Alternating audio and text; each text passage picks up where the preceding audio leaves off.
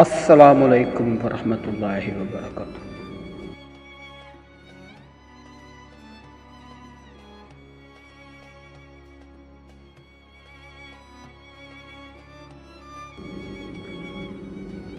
واقعہ ایک صحیح عورت کا۔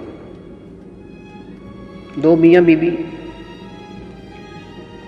کسی جگہ پہ رہتے تھے، تو خاوند کے پاس پیسہ، دولت، زمین، کاروبار سب کچھ تھا، لیکن وہ صحیح نہ تھا۔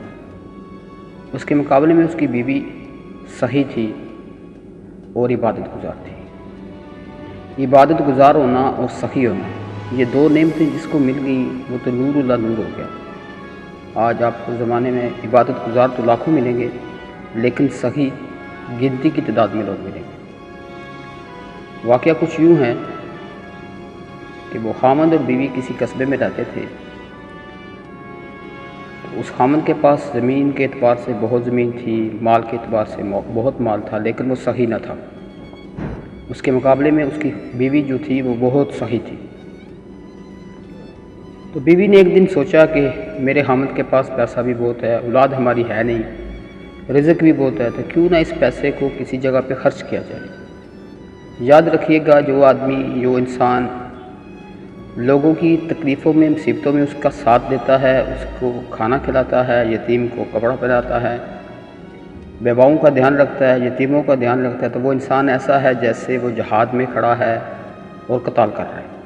ایک آدمی جہاد میں ہو اور قتال کر رہا ہو، اور دوسرا آدمی کسی مسکین بیوہ، یتیم کا خیال رکھ رہا ہے، تو یتیم بیوہ کا خیال رکھنے والا زیادہ افضل ہے۔ اس عورت نے اپنے خاوند سے کہا کہ ہمارے گھر کے قریب ادھر لوگ آتے ہیں، بیچارے گاڑیوں کا انتظار کرتے ہیں، تو کیوں نہ ہم ایک اس کے لیے چھوٹا سا بس سٹینڈ بنا دیں کہ لوگ چھاؤں میں کھڑے ہو کر اپنی اپنی گاڑی میں بیٹھ کر تو اپنے اپنے منزل مقصود کی طرف چلے جائیں۔ تو خاوند نے کہا کوئی مذاکرہ نہیں، بنا دیجیے۔ تو بیوی نے لوگوں کو کہہ کے، مزدور لگوا کے، تو ایک بس سٹینڈ لوگوں کے لیے بنوا دیا۔ کچھ زمانے کے بعد بیوی نے کہا کہ اگر آپ کی مرضی ہو، کیونکہ بیوی فرما بردار بھی تھی صحیح کے ساتھ، نور اللہ نور، تو کیوں نہ ہم ادھر ایک پانی کی سبیل لگا دیں کہ لوگ آتے ہیں اور بیٹھتے ہیں تو ٹھنڈا پانی پئیں گے اور دعائیں دیں گے، مجھے بھی آپ کو بھی۔ تو خاوند نے کہا کوئی بھی ذائقہ نہیں، لگوا دیجیے۔ پانی کی سبیل بھی لگ گئی۔ کچھ زمانہ گزرا تو اس نے کہا کہ کیوں نہ ہم ایک دیگ کھانے کی اور تھوڑی سی روٹیاں بنا کے ان کے لیے رکھ دیا کریں کہ یہ بیچارے آتے ہیں اور سفر سے آتے ہیں تو کھانا کھا کے یہاں سے چلے جایا کریں۔ ہمارے پاس اتنا پیسہ ہے اور اس پیسے کا ہم کیا کریں۔ تو خاوند نے کہا کوئی مذاکرہ نہیں، کروا دیجیے۔ تو بیوی نے ایسا ہی کیا، ان کے لیے روٹیاں پکنی شروع ہو گئی، کھانے بننے شروع ہو گئے۔ تو ابھی کھانوں کا تانتا ذرا زیادہ ہو گیا، تو کسی سمجھانے والے نے خاوند کو سمجھا، بھائی تیری تو بیوی تجھے لے ڈوبے گی، تو نے یہ کون سا کام پکڑ لیا؟ تیرا پیسہ تو دنیا والے کھا رہے، کیا تو دنیا والوں کے لیے کما رہا ہے؟ تو اب اس نے کیا کیا، بیوی کے ساتھ کوئی مشورہ نہیں کیا اور سب کچھ بند کر دیا۔ بیوی فرما بردار تھی، بیوی نے آگے سے کوئی چون چک نہیں کی، خاموشی سے بیٹھ گئی۔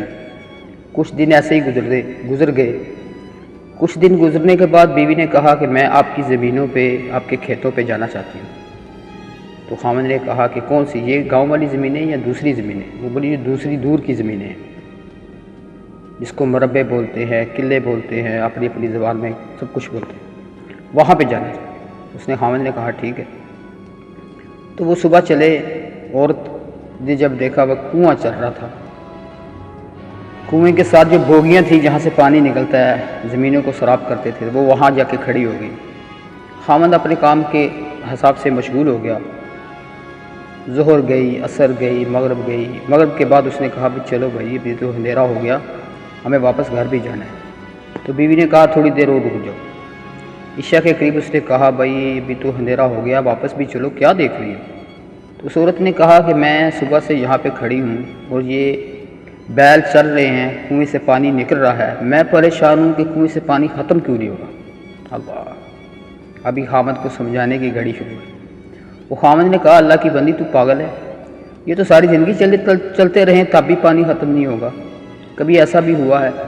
اس عورت نے کہا کہ کبھی ایسا بھی ہوا ہے کہ جو آدمی لوگوں کو کھانا کھلائے اللہ کی رضا کے لیے، اللہ ہم سے راضی ہو جائے، تو اللہ کا وعدہ ہے کہ جو ایک دے گا میں اسے 10 دوں گا۔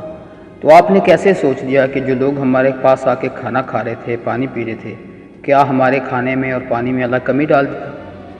تو خامند کو ساری بات سمجھ میں آ گئی۔ اس نے بیوی کے ساتھ تو معافی مانگی بیوی سے، اللہ سے استغفار کی، اور ویسے ہی کھانے کے اور سبیلوں کو واپس لگوا دیا۔ جو لوگ جو بھی کام اللہ کی رضا کے لیے کرتے ہیں، جن کا مقصد صرف آخرت ہے، دنیا نہیں ہے، دنیا کی زندگی عارضی ہے، چند دن کی ہے، اس کو یہیں ختم ہو جانا ہے، لیکن جو اللہ کی رضا کے لیے کام کرے گا، اللہ کی رضا کے لیے لوگوں کو کھانا کھلائے گا، پانی پلائے گا، کپڑا پہنائے گا۔